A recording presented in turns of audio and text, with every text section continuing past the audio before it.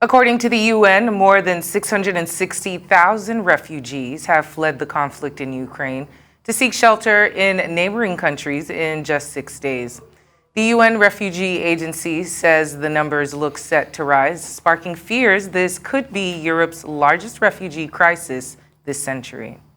As we all feared, civilians are already paying the price.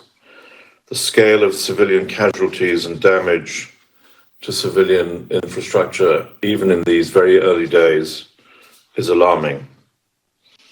Humanitarian needs are growing at an alarming pace in the hardest hit areas. At least 160,000 people have been internally displaced across Ukraine, fleeing for safety. We know that figure is likely to be much higher, potentially a significant proportion of the entire population. Aerial attacks and fighting in urban areas are damaging critical civilian facilities and disrupting essential services such as health, electricity, water and sanitation, which effectively leaves civilians without the basics for day-to-day life. Arise Editorial Director Nick Jennings joins us now for more on Russia's invasion of Ukraine. Nick, thanks for joining us. So Russian forces edging ever closer to the capital, Kiev. What's your assessment 6 days into this invasion?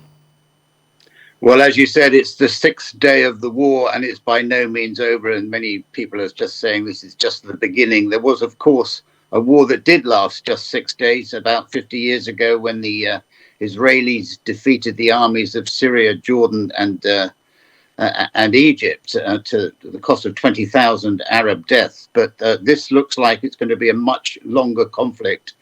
Both sides met for talks yesterday, and there was no sign of either agreeing to the other party's demands. The Russian defense minister has given a press conference this morning saying that the Russian offensive will continue until they meet all their objectives, which, as we know, those objectives are to demilitarize and denazify Ukraine. And of course, the main concern now is in the capital, Kiev, where there are reports of this massive convoy of Russian armored vehicles and tanks, etc., on their way to Kiev. And of course, the situation in the second largest city in Kiev, which is, of course, under a heavy bombardment. This is a city of Kharkiv, 1.4 million people resident there, and heavy bombardment, which many people are drawing parallels between the Russians' bombardment of Grozny during the war in Chechnya, where they literally obliterated large areas of the city, many residential areas.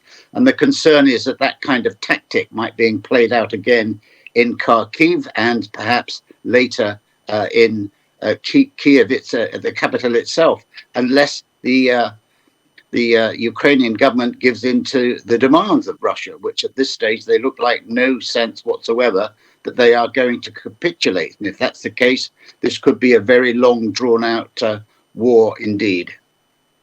All right, and of course, there is now a mounting humanitarian crisis as well. Talk to us about that.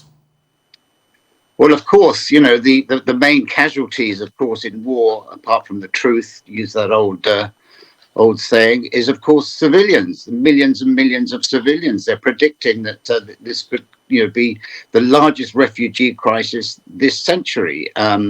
We already know what the UN are saying, that there's over 600,000 refugees have fled the conflict, and it could be that more than, up to 7 million refugees across Europe this could affect.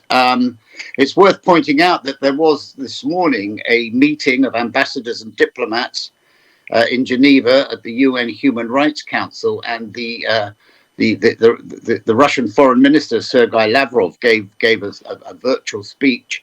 And if we can show these pictures, everybody walked out of that meeting.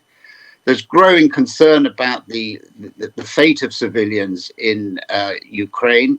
There are reports, of course, of the attack on residential buildings, and there are accusations and allegations that war crimes may have been committed by the Russians because they've been attacking civilian targets, something they said they wouldn't do from the very outset. And it may well be that this is something Russia will never be able to shake off, no matter how long this conflict lasts and if and when it ends. If and when it ends, truly. Thank you so much for joining the program this afternoon, Nick Jennings.